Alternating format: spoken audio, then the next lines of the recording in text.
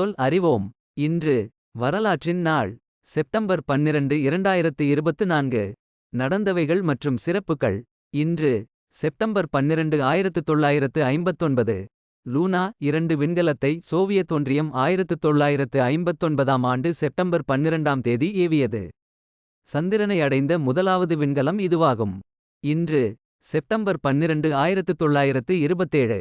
அமெரிக்க இயற்பியலாளரும் வானியலாளருமான சாரா Francis whitening 1927ஆம் ஆண்டு September 12ஆம் தேதி மறைந்தார். இன்று செப்டம்பர் 12 1981.